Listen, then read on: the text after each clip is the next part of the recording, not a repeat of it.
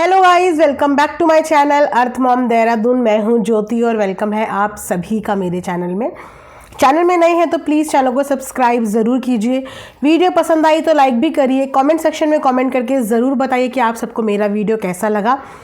आज का video start करने से पहले मैं अपने बेटे की रिक्वेस्ट पे आप सबके साथ एक यहाँ पे 2 लाइनों में एक छोटा सा डिस्क्लेमर देना चाहती हूँ। पर्सनली रिक्वेस्ट आई है कि मम्मा ये बात आप अपनी वीडियो में ज़रूर बताना। सो गाइज, नाउ डेज एक न्यूज़ जो बहुत ज़्यादा वायरल हो रही है किड्स किडनैपिंग को लेके। छोटे बच्चों की किडनैपिंग में बड़ों के साथ साथ छोटे बच्चों का भी रोल यहाँ पे देखा गया है। जो छोटे बच्चे हैं अच्छे से ड्रेसअप होके एक बड़े एडल्ट के साथ किसी भी पार्क में, किसी भी मॉल में, किसी भी शॉप में आपको नज़र आ सकते हैं। छोटे बच्चे हमेशा बच्चों से अट्रैक्ट होते हैं तो वहाँ पे वो बच्चों को ही टारगेट करते हैं क्योंकि उनके साथ अपने साथ वो एक छोटा बच्चा रखते हैं। फ्रेंडशिप को ऑफर करके वो बच्चों को अपने नज़दीक लेके आते हैं और उसके बाद जैसे ही पेरेंट्स की आंख इधर से उधर ओझल हुई, इतनी देर में वो बच्चे को लेके वहाँ से रवाना हो जाते हैं। ऐसा एक केस सोशल मीडिया पे मैंने देखा और मेरे साथ मेरी फैमिली ने भी देखा। इसी कंसर्न में मेरे बेटे ने बोला कि मम्मा आप इस चीज़ के लिए अपनी ऑडियंस को ज़रूर अवगत करें कि कभी भी किसी भी पब्लिक प्लेस पे आप लोग जाएं तो अपने बच्चे को अपने आँखों से ओझल बिल्कुल भी मत होने दें। उनका हाथ कभी भी आप मत छोड़ें क्योंकि ये किडनैपिंग बहुत तेज़ी से बढ़ रही है, तो सतर्क रहें। चलिए गाइस, इसी के साथ आज का रिएक्शन वीडियो हम लोग यहाँ पे शुरू करते हैं। रिएक्शन वीडियो में आज हम बात करने वाले हैं अंशु और अंशु की दीदी के रिलेशनशिप के बारे में। अंशु के ग्रैंड फंक्शन में जो जो चीज़ें हुई, जो जो चीज़ें हमने नोटिस करी, उन सभी चीज़ों के बारे में हम लोग बात करेंगे, जितनी भी चीज़ें अभी तक हमने व्लॉग के माध्यम से देखी हैं। और एक सवाल, जो सवाल कॉन्टिन्यूशन में अंशु के चैनल पे देखने को मिल रहा है, कहीं ना कहीं उसका जवाब वैसे तो मिल गया है, लेकिन जिनको वर्बली सुनना है उनको इस वीडियो के माध्यम से मैं बिल्कुल जवाब दे दूंगी। वीडियो को बिना स्किप करे हुए एंड तक ज़रूर देखना। चैनल में नए हैं तो नोटिफिकेशन के साथ चैनल को सब्सक्राइब करना। ऑल्सो आप लोगों के साथ शेयर करना चाहती हूँ मैं ये 2 बहुत ही ब्यूटीफुल ट्रीज़। आप सोच रहे होंगे कि ये कोई नॉर्मल शो पीस है, तो जी नहीं, ये नॉर्मल शो पीस नहीं है। और जो लोग मेरे पुराने सब्सक्राइबर हैं उन्हें पता होगा कि ये कितना पुराना शो पीस है। ये वही शो पीस है जिस शो पीस के ब्रेसलेट्स, एंकलेट्स आप लोग आजकल बहुत जगह पहने हुए और वायरल देख रहे हो। ब्रेसलेट और एंकलेट बेसिकली पर्सनली अपने लिए होती है, लेकिन ये ट्रीज़ पूरी की पूरी फैमिली के लिए होते हैं। मनी मैग्नेट 7 चक्रास ट्री ये है जिसके साथ आपको हेल्थ वाइज, एंजाइटी, नज़र, मनी प्रॉब्लम, उन सब के लिए अगर आप अपने घर पे ये ट्री रखते हैं तो ये ट्री काफ़ी बेनिफिशियल है। मेरे पास बहुत समय से है। उसके अलावा अगर आपके पढ़ने वाले बच्चे हैं या आप खुद पढ़ने वाले हो, किसी चीज़ की तैयारी कर रहे हो, कंसंट्रेशन में प्रॉब्लम होती है, तो आपके लिए ये वाला जो ट्री है ना, ये बहुत बेनिफिशियल है। कंसंट्रेशन में हेल्प करता है, किसी भी चीज़ को अचीव करने में ये हेल्प करता है। तो ये पढ़ने वाले बच्चों के लिए, ऑफिस गोइंग लोगों के लिए जिनका कंसंट्रेशन भंग होता रहता है, उनके लिए काफ़ी यूज़फुल है। तो ये भी आप अपनी स्टडी टेबल पे घर पे रख सकते हो। काफ़ी अच्छा इम्पैक्ट, काफ़ी अच्छी पॉजिटिव वाइब्स आपको इसके ज़रिए आती है, कंसंट्रेशन में मदद मिलती है, आपका मन विचलित नहीं होता, डगमगाता नहीं, अपने लक्ष्य से भटकता नहीं है। तो इनके लिंक आपको मेरी वीडियो के कमेंट सेक्शन में पिन मिल जाएंगे। अगर कमेंट सेक्शन में नहीं मिला तो एक बार जाके कम्युनिटी पोस्ट चेक कर लेना, वहाँ डेफिनेटली इसका लिंक मैंने डाला हुआ है, वहाँ से आपको मिल जाएगा। चलिए अब वीडियो में बढ़ते हैं आगे। तो सबसे पहला क्वेश्चन जो अंशु के फंक्शन के बाद खड़ा हो रहा था, वो क्वेश्चन नहीं, बेसिकली वो ताना था। वो ताना था अंशु के लिए और वो ताना था जूली आंटी के लिए कि इतना ज़्यादा प्रेम दिखाने वाला रिश्ता जब प्रेम दिखाने का वक्त आया तो अचानक से कहाँ गायब हो गया। अंशु के इतने बड़े ग्रैंड सेलिब्रेशन में उसकी बिटिया के आखिर जूली आंटी और परिवार विलुप्त कहाँ हो गया, मिसिंग कहाँ हो गया? क्या अंशु ने उनको नहीं बुलाया या वो लोग अंशु के पास नहीं आए? क्या इनके बीच में कोई लड़ाई झगड़ा, कोई ये सब चीज़ें चल रही हैं? तो इसका जवाब अपने आप व्लॉग के माध्यम से मिल गया। कुछ जवाब अगर हम देखने की कोशिश करें तो हमें सोशल मीडिया पे मिल जाते हैं, लेकिन मिलने के बावजूद भी, देखने के बावजूद भी सवाल पूछने वाले लोग तो सवाल पूछते ही रहते हैं, क्योंकि मसाला, जब तक किसी चीज़ में मसाला ना मिले तब तक एंटरटेनमेंट कहाँ होता है। और इस वक्त पे मसाले की ही तो कमी है कि मसाला नहीं मिल रहा, कोई लड़ नहीं रहा, कोई झगड़ नहीं रहा। कैसे सब लोग अपने अपने काम में इतनी पॉजिटिविटी के साथ विलीन हो रखे हैं। जूली आंटी अपनी बहू के साथ बढ़िया बढ़िया कंटेंट बना रही है, उनके कंटेंट गाइस पसंद भी किए जा रहे हैं, व्यूज़ भी आ रहे हैं और उनके घर की बहू को तारीफ भी मिल रही है। ऐसा कैसे हो रहा है उनके साथ? उसी के साथ अंशु कंट्रोवर्सी से बिल्कुल अलग, वो बहुत प्यारी तरीके से अपनी जर्नी जी रही है। ऐसा कैसे मसाला नहीं मिल रहा? कैसे इन लोगों को हमें गाली देने का मौका नहीं मिल रहा? कैसे हम इनके पास नेगेटिविटी पहुंचाएं? कुछ लोगों की जो हेट इमोशन होता है वो इतना ज़्यादा बढ़ जाता है और बिना मतलब के ज़्यादा बढ़ जाता है। ना किसी को पर्सनली जानते हैं, ना किसी के साथ समय बिताया होता है, लेकिन फिर भी हेट का लेवल पता नहीं कैसे इतना बढ़ जाता है कि उस हेट के चक्कर में ना बच्चा दिखता है, ना माँ दिखती है, ना बूढ़ा दिखता है, ना जवान दिखता है, बस हेट ही हेट दिखती है। एनीवेज, तो इस बात का जवाब शायद आप लोगों को ऑलरेडी पता हो, जिनको नहीं पता उनको मैं बता देती हूँ कि जूली आंटी के घर में भी फंक्शन है। बेसिकली उनके घर में नहीं, उनकी बेटी के घर में। और एक माँ के लिए अपनी शादीशुदा बेटी के घर के रिश्ते निभाने भी उतने ही ज़रूरी हो जाते हैं, इनफैक्ट ज़्यादा ज़रूरी हो जाते हैं।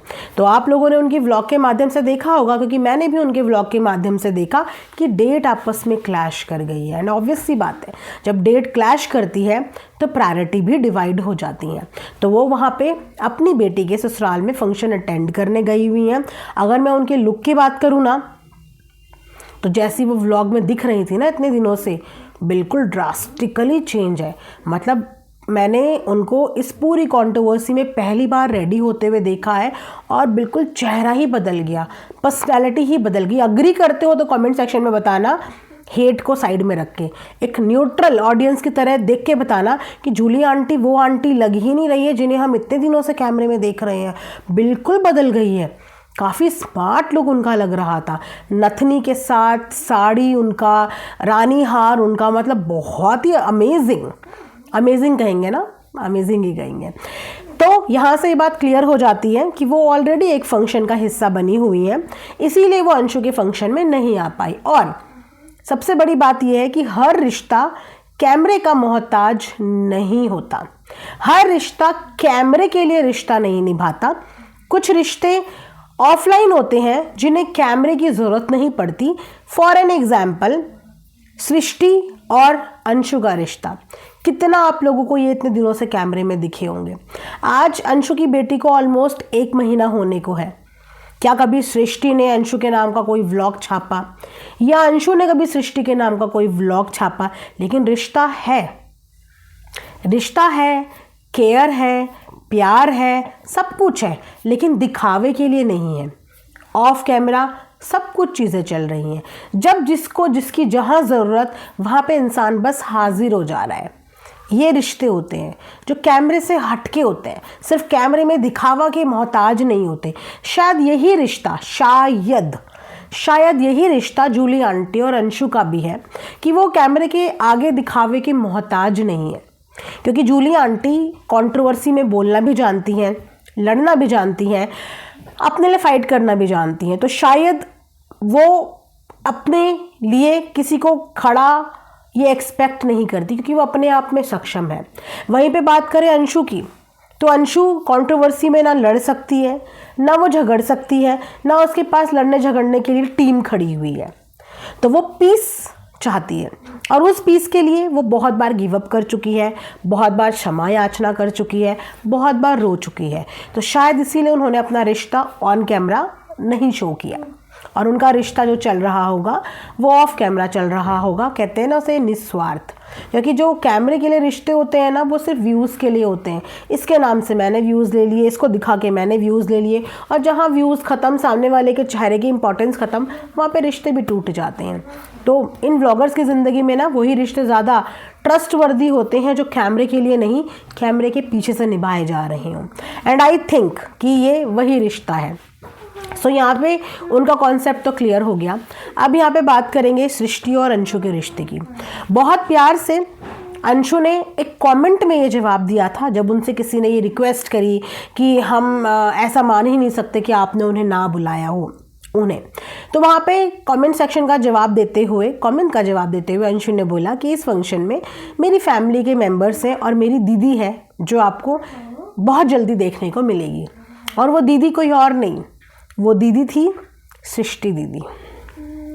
वो दीदी थी सृष्टि दीदी, जिन दीदी ने एक्चुअली देखा जाए तो अंशु के साथ रिश्ता निभाया है और दिखाया नहीं, दिखावा नहीं किया कि हाँ मैं तेरे लिए खड़ी हूँ झंडा लेके, तू आगे आगे मैं तेरे पीछे पीछे। लेकिन एक सलाह, एक हाथ, एक प्यार, मोहब्बत बैक ऑफ द कैमरा होती है, जहाँ पे एक इंसान सामने वाले को गाइड करता है कि बेटा तेरे लिए ये सही नहीं है, तेरे लिए ये गलत है, तू ऐसे चल। मार्गदर्शन जिसमें आपको डंके नहीं बजाने होते, अपने रिश्ते के एहसान नहीं जताना होता। सृष्टि को अगर उसने दीदी बोला है तो इसका मतलब उनका रिश्ता, उनका बॉन्ड काफ़ी गहरा है। लेकिन ना तो इस बात का एहसान और इस बात की फुटेज कभी सृष्टि ने ली, ना ही इस बात का एहसान और इस बात की फुटेज कभी अंशु ने सृष्टि को दी। लेकिन उसके बावजूद सृष्टि उसके फंक्शन का हिस्सा बनी, उसकी खुशी का हिस्सा बनी, और बहुत प्यार से अंशु की ही नहीं, अंशु के ससुराल वालों की भी एक एक इंसान की तारीफ करके गई। ये होता है असली मायका, और वो इसीलिए जानती है सृष्टि क्योंकि वो अपनी ज़िंदगी में इन सब दौर से गुजर के आ चुकी है। वो भी अपनों के लिए तरसती है, वो भी अपने मायके के लिए तरसती है, इसीलिए वो अंशु का दुख, उसका बचपना सब कुछ समझती है। और सिर्फ यही दीदी वाले रिश्ते के लिए वो वहाँ पे आई। मैंने यहाँ पे सृष्टि का व्लॉग भी देखा जहाँ पे वो अपनी फीलिंग्स का इजहार कर रही थी कि लड़की के पास चाहे सब कुछ हो ज़िंदगी में, दौलत, शोहरत, सुख, सुविधा, पूरा हरा भरा ससुराल, लेकिन मायके की कमी ना कभी कोई पूरी नहीं कर सकता। माता पिता का रिप्लेसमेंट दुनिया में है ही नहीं, भाई बहन का रिप्लेसमेंट दुनिया में नहीं है।